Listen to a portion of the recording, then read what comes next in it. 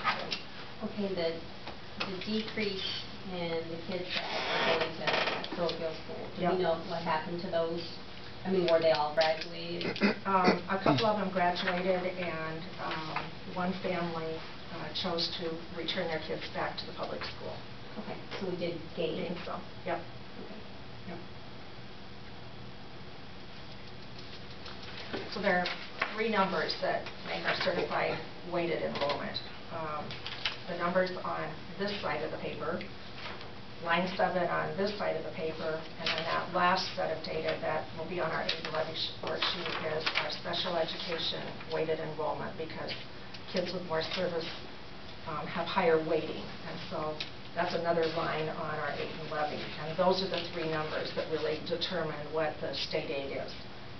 And so we make sure, and the DE wants us to, obviously, that this is all accurate, that we've accounted for every student. We had a special education student today that's open at Wallach Government, that's open and rolled out. And we had a question, but we finally tracked down where he was in our JMC and have that all taken care of. So I think today we are just literally about done with enrollment. Usually we're done by about the 10th of October, but took a little longer this year. I'm sure it'll be quicker next year, because the only new kids to come into the systems will be the 5 and 5-year-olds, and part of those will already be in preschools, just in 4-year-old preschools, but B5, and then it'll be exiting out students who've graduated. So theoretically, the system will be more efficient later on. But the DE technology just got so bogged down sometimes that we would get phone calls saying, don't get on the DE website until we call you to tell you to get on it, because we can't handle the load. So, but we're getting there. A couple of other things. We've got an ad for a special education teacher. We have a need at our middle school. We have caseload issues with our 2 special education teachers. One of them in particular has a heavier caseload than we'd like that person to have, and we have a guideline that we use to determine a range for caseload.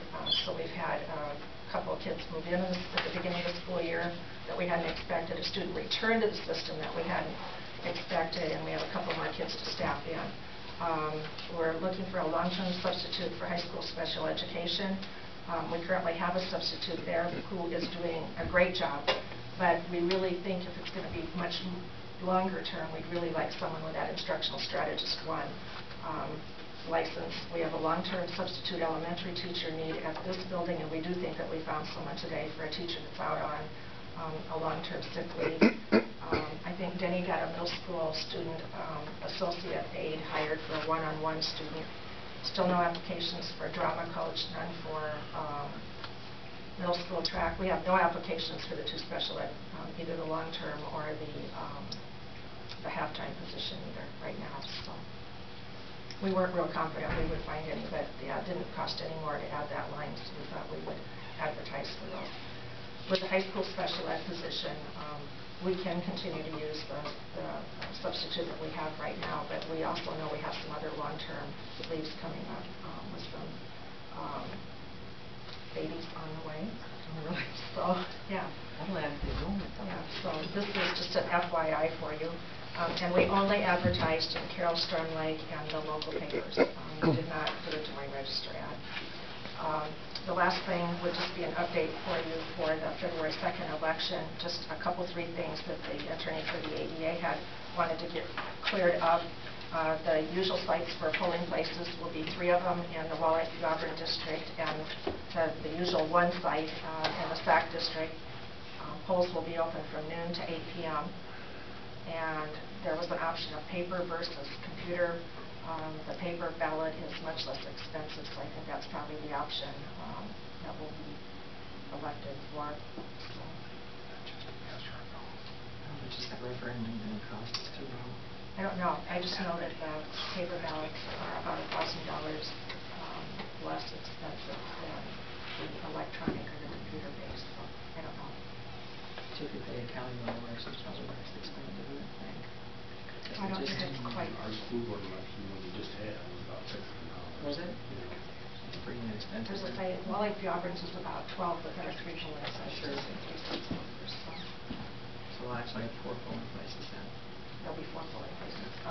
uses the same polling places that hasn't been used for school board elections. If we were advertising for a special ed teacher at the end of the year, which is typical of it, we would find, and I'm making this statement because I assume that we'd have a difficult time at that time of the year because of the numbers. Am I correct in saying that? Yeah. Okay. Yeah, we would.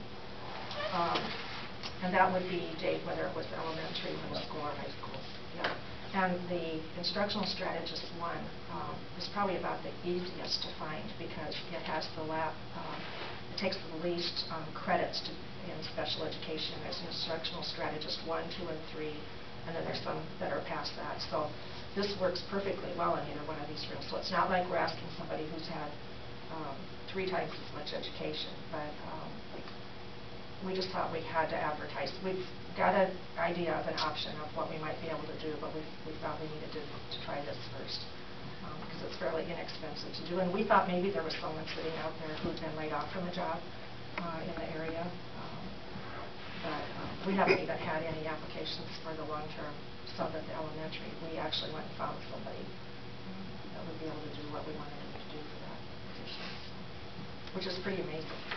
There's kind of a lot of teachers right now. So. The most recent update on Cheryl this afternoon was that still just in very tough shape. They are not doing dialysis, I don't believe, anymore. Right. They had her on hospice floor at Mercy, but have now moved her back to her regular floor, and they'd really like to get her back to Sac City, but she's got to be well enough to get back here. And so that's been a real pressure point for the family. Has been trying to get to a point where they could get her back here.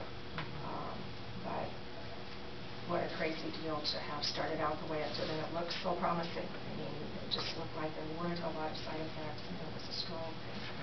So, yeah, she's in pretty tough